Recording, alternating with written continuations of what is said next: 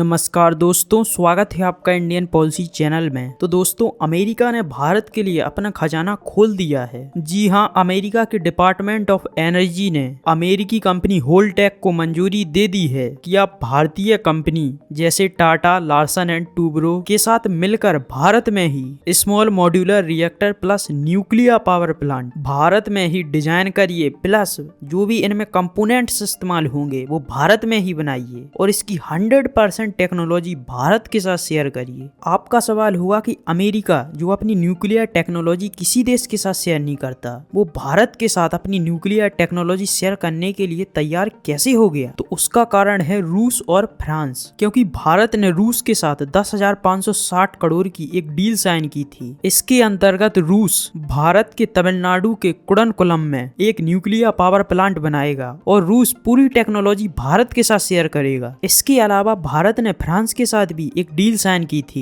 इसके अंतर्गत भारत फ्रांस मिलकर भारत में ही 6 स्मॉल मॉड्यूलर रिएक्टर बनाएंगे और अगर फ्रांस भी भारत को 100% टेक्नोलॉजी देगा। आपका सवाल होगा कि भारत फ्रांस के साथ डील कर लेता, रूस के साथ डील कर लेता, लेकिन भारत अमेरिका के साथ न्यूक्लियर के क्षेत्र में डील क्यों नहीं की भारत ने अभी तक? क्योंकि भारत ने न्यूक्लियर एनर्जी के क्षेत्र में डील साइन करने के ऊपर कई टर्म्स और कंडीशन भी लगाए हैं। भारत का कहना है कि हम जिस भी देश के साथ डील करेंगे उसको 100% टेक्नोलॉजी भारत के साथ शेयर करनी होगी। और अमेरिका के पूर्व राष्ट्रपति जॉर्ज बुश 2007 में भारत आए थे, तब भारत के प्रधानमंत्री मनमोहन सिंह थे और उस समय भारत और अमेरिका के बीच न्यूक्लियर एनर्जी और न्यूक्लियर रिएक्टर को लेकर एक डील साइन हुई थी। इसके अंतर्गत अमेरिका भारत को न्यूक्लियर रिएक्टर देने के लिए तैयार था, लेकिन अमेरिका ने भारत के साथ टेक्नोलॉजी शेयर करने से मना कर दिया था। भारत ने अमेरिका को समझाया भी कि जो न्यूक्लियर एनर्जी है वो काफी सेंसिटिव मुद्दा है और भारत इस क्षेत्र में किसी भी देश पर निर्भर नहीं रहना चाहता। लेकिन उस समय अमेरिका ने भारत की बात नहीं मानी और भारत को टेक्नोलॉजी देने से मना कर दिया, क्योंकि अमेरिका कभी नहीं चाहता था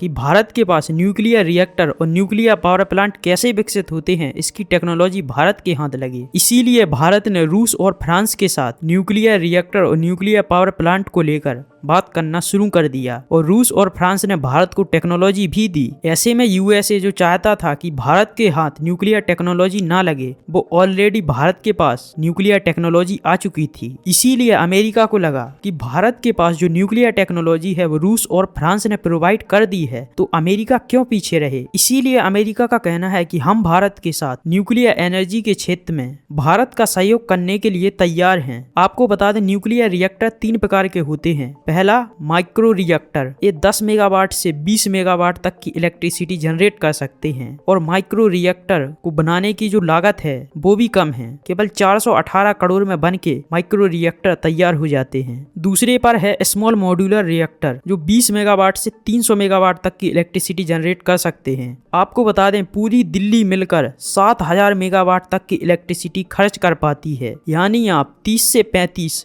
स्मॉल मॉड्यूलर रिएक्टर बनाइए और पूरी दिल्ली को इलेक्ट्रिसिटी दी जा सकती है। और एक स्मॉल मॉड्यूलर रिएक्टर बनाने की जो कॉस्ट है वो केवल 3000 करोड़ है। इसीलिए भारत जो स्मॉल मॉड्यूलर रिएक्टर है उन पर फोकस कर रहा, क्योंकि भारत अभी भी जो अधिकतर इलेक्ट्रिसिटी है वो कोयले से बनाता है और भारत का टारगेट है कि 2070 तक जीरो कार्बन एमिशन को अचीव करेंगे। यानी 2070 तक भारत सोलर, रिन्यूएबल एनर्जी और न्यूक्लियर पावर प्लांट से इलेक्ट्रिसिटी बनाएगा। इसीलिए भारत स्मॉल मॉड्यूलर रिएक्टर पर फोकस कर रहा, क्योंकि स्मॉल मॉड्यूलर रिएक्टर 2 कमरे में फिट हो जाते, यानी एक जगह भी कम लेते हैं, प्लस जो इलेक्ट्रिसिटी है वो 3000 मेगावाट तक की जनरेट कर सकते हैं। आपका सवाल होगा, भारत को रूस की न्यूक्लियर टेक्नोलॉजी मिल चुकी है, फ्रांस की भी न्यूक्लियर टेक्नोलॉजी मिल गई, तो भारत अमेरिका के साथ डील क्यों करना चाहता है? तो मैं आपको बता दूं, मोबाइल फोन तो चाइना भी बनाता है, जैसे चाइना का रियलमी ब्रांड हो गया, और अमेरिका भी फोन बनाता है, जैसे अमेरिका का आईफोन ब्रांड हो गया। लेकिन आपको पता ही है दोनों के बीच में कितना अंतर है।